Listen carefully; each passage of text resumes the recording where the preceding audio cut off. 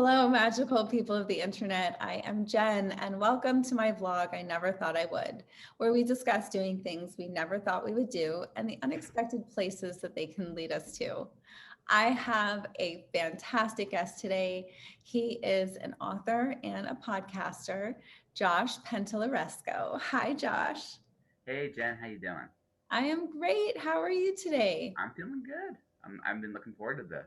Yes, exactly. I'm so excited because we had a chance to speak on your podcast a week or two ago. We had so much fun chatting. I thought I'd have you on this one so we can Yeah. continue our conversation about creativity and writing. And now you get to tell your story about doing something you never thought you would do. So I used to always think I suck at drawing, and it was just like I when I was a kid, I had back when the handwriting was really important. My handwriting was very poor. You know, the old days when you had like those rubber things they would put on the pencil that actually make you a better writer. I was one of those kids, and uh, and the thing about that was so it made drawing very difficult too.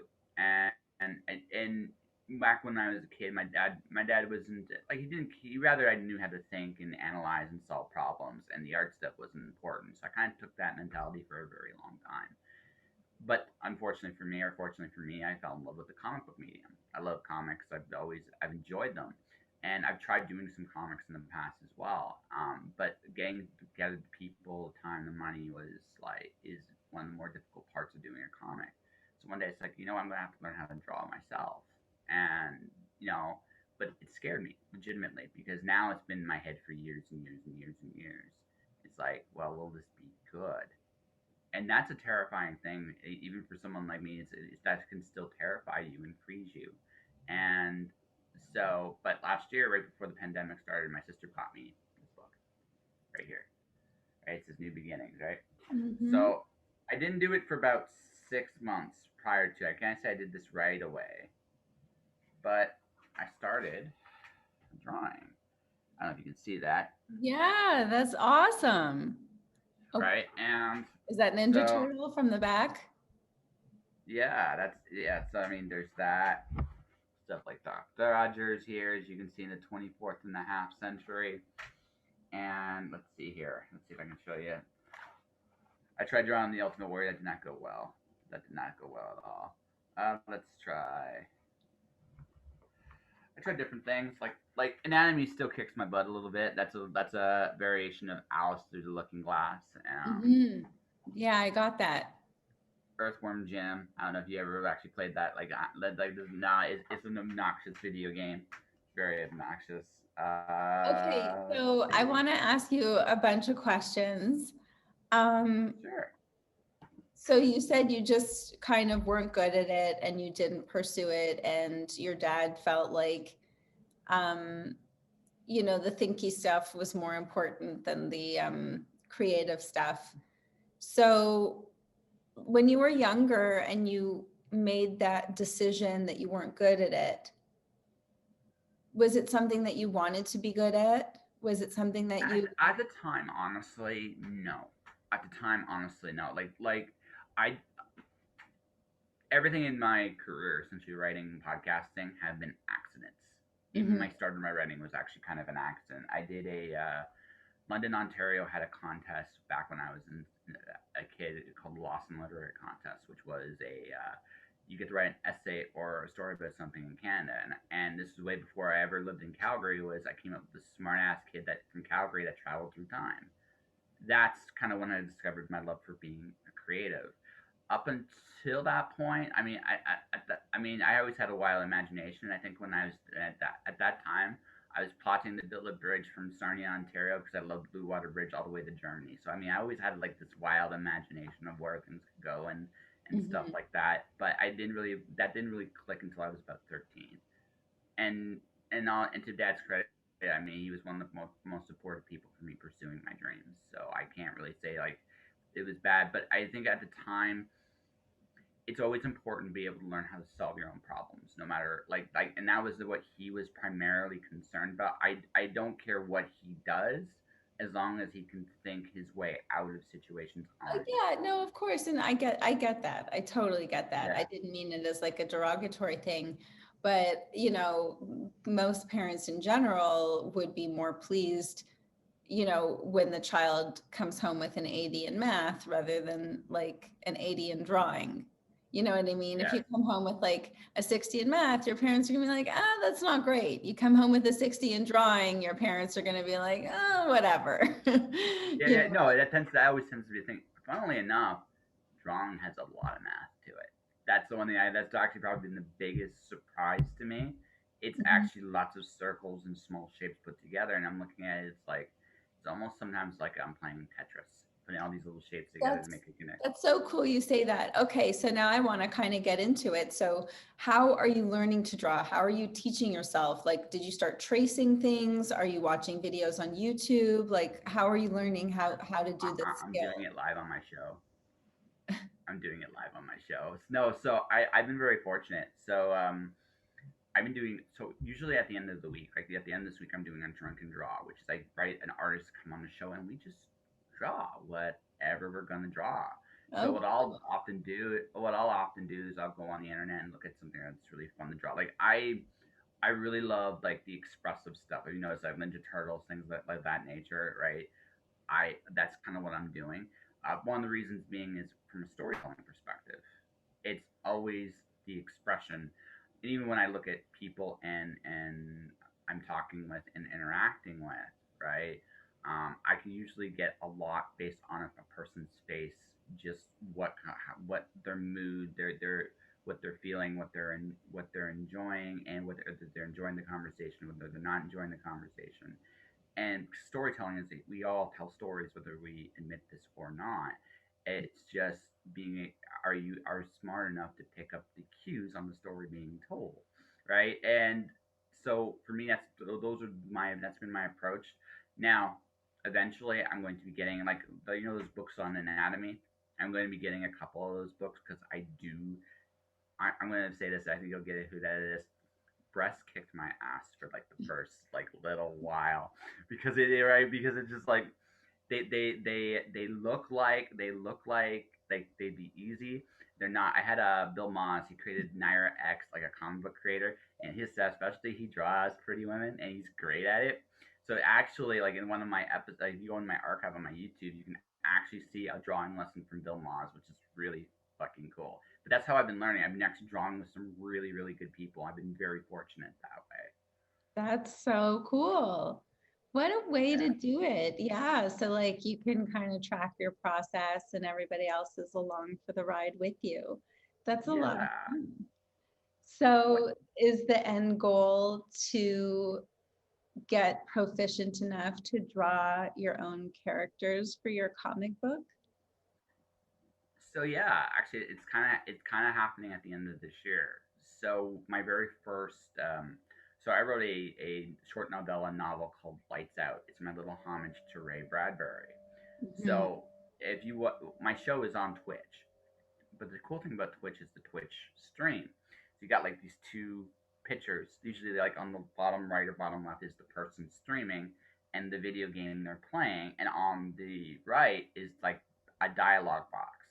So Mhm. basically, it's a bunch of squares and like some really simple drawings, and you make a little icons. Like this would be a good for sequential. So in my story, because the story is about it's called Lights Out. The idea is everybody's connected to the internet, and instead of sending someone to prison, if someone commits a crime, they disconnect them from the grid, the web for 30 days. Lights go out, right? And this is so it starts at the night before where my character's so attached to the grid because of just the nature of where the world's kind of evolved to, and so the prose is it's all a stream for like the first few pages because it's like that's his world until the lights go out, and that's when the prose begins. So that's actually where that's gonna be my sequential debut, and I'm terrified in like all the best ways. Oh, that's so cool. That's really exciting. My goodness, you really know how to pour the pressure on yourself. Yeah. So my whole like story philosophy, my whole story philosophy is this: you when you go to read a book, you want an experience. You want a good story, but you want an experience. Like seriously, our job is to make people hallucinate something, right, and feel something for it. If you really want to like have a really fun way of looking at storytelling, that's what it is. It's true. So, right, so I mean, comic books. The reason why I love comic books so much is comic books is almost like a merger of pictures and words together. And the cool thing about that is, if you do it the right way, a comic book can feel like adds a dimension to to a story you're telling. It can add a dimension instead of detract from it, right?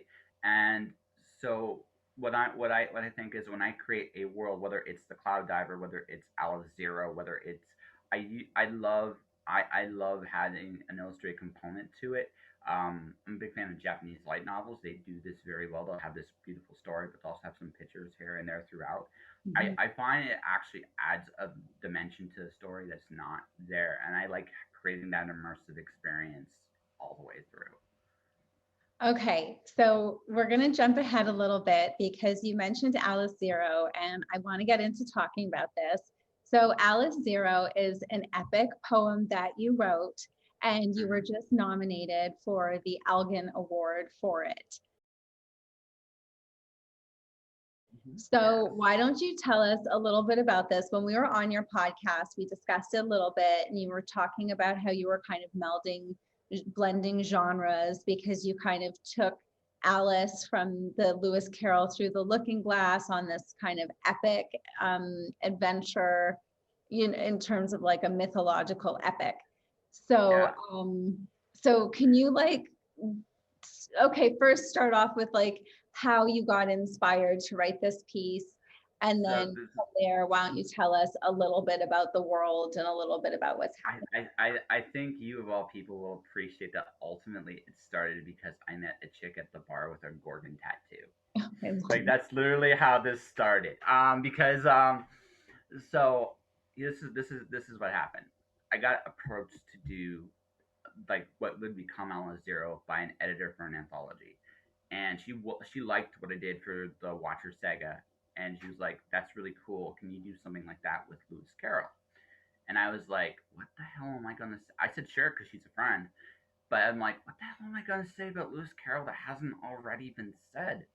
Right? And that was it. So I go to the bar that night, and I meet this girl that with the Gorgon tattoo. She's a great friend. She plays for the other team, but she's a great friend. And it was like, but she's still like a really cool person. And so we started talking, and I'm like, well, okay. And then first thing that came to my head is like, I could put Medusa in the story. Like, why not? It's Alice in Wonderland. I can put whatever I want in there. And that was the first thought. All right. Now the second thought. Now this led to this very interesting thought. Is I realized that the story of Pandora and Alice aren't that different. If you really sit there and think about it, they're both basically guilty of the same thing. Pandora just wants to know what's in the box.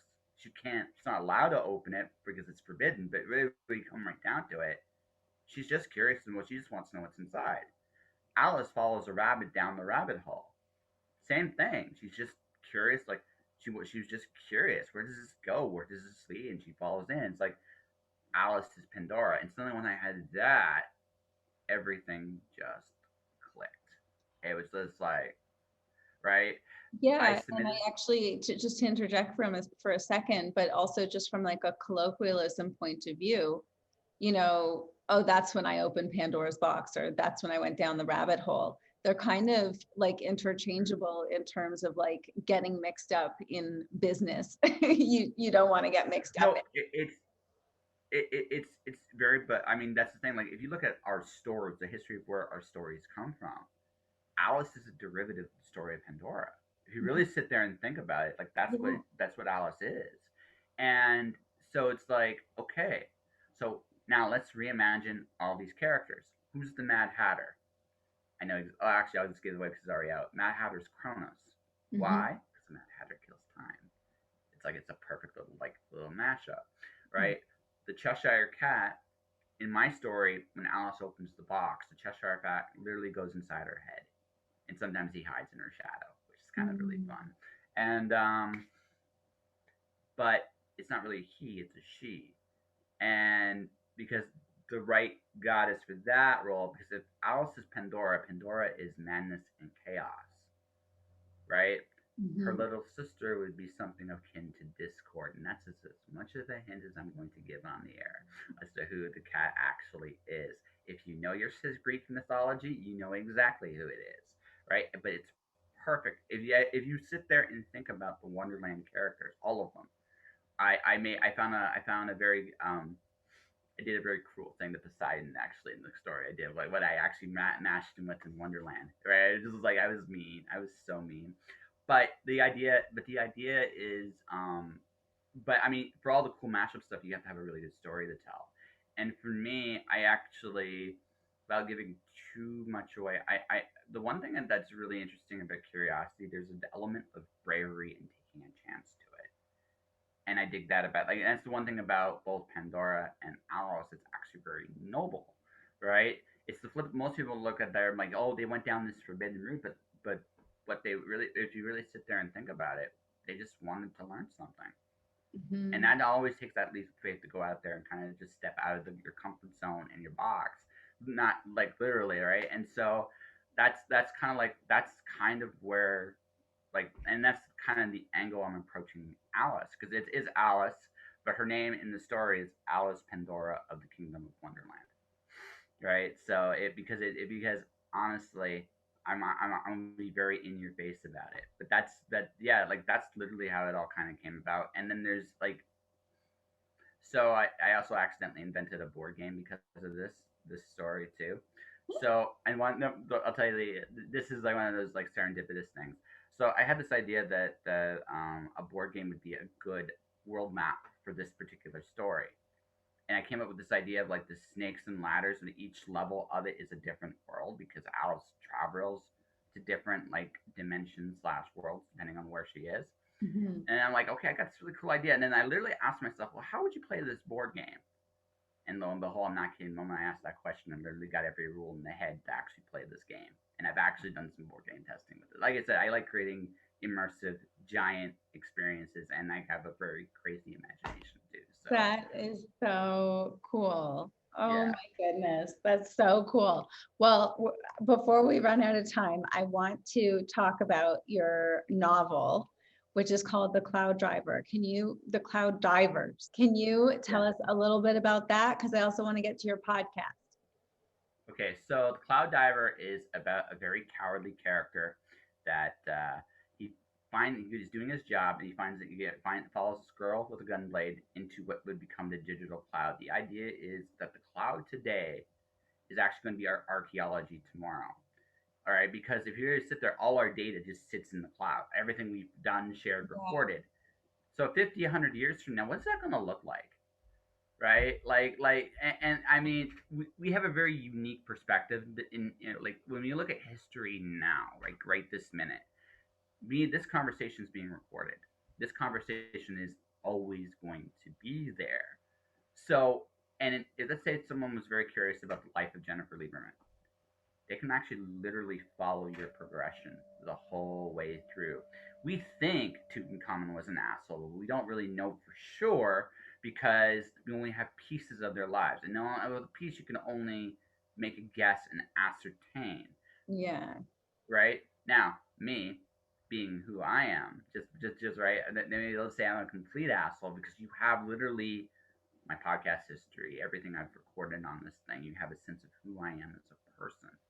So someone from the outside looking in is going to have a much more complete picture of who I was or am, depending on when you're looking at this. And that I think is a really fascinating thing. We're going to look at history a very different way, I think, even as late like 20 years from now, Mhm. right? So I think that's I think that was the concept behind it. And then I got silly. I made a cowardly character, but also in the cloud, like there's spam. I literally have a unicorn that farts out advertisements, like literally in there, just for shits and giggles, right? I it to me the cloud diver is the closest thing I could writing like almost like an old school video game in a novel form. Cowardly character finds file he shouldn't in cloud, gets chased by zombie mobsters. Only salvation is girl with the gun blade, who doesn't really like him very much. At least not at first. So This it's sounds kind of a great. Oh, this yeah. sounds like so much fun. My Yeah. goodness. Okay, so you also have the Just Joshing podcast. So let's talk about that for a little bit, and then we're going to have to wrap up, unfortunately. Okay. So yeah, I know. I like when this is over one of these days. Me, you, like some more fun, long conversation about Exactly. something. I know. Yeah, I yeah, know. We yeah, have to. yeah. We do. We kind of do. So just joshing, also an accent, ironically enough. I've been All interviewed. the good stuff, right? All the good stuff Oh happens. no, you know what? I will, I totally say this. I like my true gift, my honestly truly gift is recognizing the chocolate chips in my cookie dough. That's literally like chocolate chip cookies was an accident. Someone accidentally put chocolate chips in the cookie dough, and the rest was history and magic, right? So you gotta look like we always like when we create stuff. Doesn't matter what it is, good things happen around us. Mhm. Are we smart enough to see it? Is I think the biggest question. And sometimes we don't. Sometimes we just miss it. But if you sit there and look at what you're doing, like everything you're doing leading somewhere, right? You've probably created some incredible things just right under your nose that you probably have not fully realized. And I think that's a really cool thing. That means everything we do has like bigger consequences than we appreciate. But I digress. Mhm. So long story short. I interviewed Rob Sawyer, and right, I finally had like I got one of these finally. I was finally in the 20th century, so I actually could record the Woohoo. conversation. All right, I got right, I could record the conversation, and when it was over, we came out of this conference room, and I forget who we talked to. They asked him, "What are you doing?" Oh, I just interviewed Josh for his podcast. I did not have a podcast at that moment in time, but something just said, "I can do it. I could do a podcast." And it's been like a wild ride ever since. It started with just the local Calgary community, and then I've ended up talking to people like Spider Robinson, yourself, um, Fonda Lee, Kelly Armstrong. It's really cool because everybody's got this like amazing story, and so my whole approach is I do like a casual conversation. We'll talk about literally anything. Like in Jen's case, we first talked about like we were talking about relationships for like I think the first half hour of the episode. Just I didn't anticipate that, but that's where we went. The second part though is we talked about like just and the cool thing is what I usually discover about everybody on the show, including the host here, is there is an amazing depth to their character, and they've done some incredible things. And I think that's one of the cool things about my show is I get inspired by every person I have on the show. It doesn't matter who they are. They all do something really amazing and cool and magical. Half the time, I don't think they even realize just how amazing they are. Half the time. The other half of the time, they're like, "Yeah, of course I am." I mean, that's just the way it is, right? But yeah, I have casual conversations with authors primarily, but I've also done pro wrestlers, politicians, comedians, illustrators, streamers, you name it. Like it basically, it's about having that casual conversation with that person because at the end of the day, we're all human beings and we all care about stuff. And I love finding out what those things are with each and every person. Totally, totally. Well, we're all going to have to tune into Just Joshing so we can hear all of your fascinating conversations with your wonderful guests. And I want to thank you so much for taking the time to chat with me today. Please tell everybody out in the interweb where they can find you, your books, and your podcast. So my books are on Amazon. You can definitely find them, all of them there. The Cloud Diver and Alice Zero are digital. The Cloud Diver will eventually become a print. Alice Zero will probably stay digital because of how small it is. But the sequel, Alice One, with a question mark, which involves Alice playing croquet against Jason of the Argonauts in the underworld. That is literally where the story goes from there. It is Naturally, of course, that's where it yeah, goes. of course. Of It's course, Wonderland. What's more Wonderland than croquet? Like seriously, exactly. and the underworld, in the labyrinth. I mean, let's just totally mess up our metaphors here. But that will be out this November. It's written by myself, illustrated by the incredible Kenzie Carr, and hopefully, I'm hoping Christmas time, my book Lights Out will be out as well. Those will be both print and digital. You can find my show Just Joshing. I would love it if you guys go to twitch.tv/Just Joshing podcast. That's where my show airs somewhat on mostly regular on a weekly basis. and you can come watch me just chat with a guest, ask questions, become involved in the show. Awesome. Awesome. Well, thank you so much. And of course, we'll have all the links below to make it easy for everyone to find Josh. Thank you again for taking the time to chat with me today. And thank you all in the interweb for tuning in. And I'd like to challenge you to do something you never thought you would do. Let us know what it is in the comments and where it leads you. And don't forget to like and subscribe.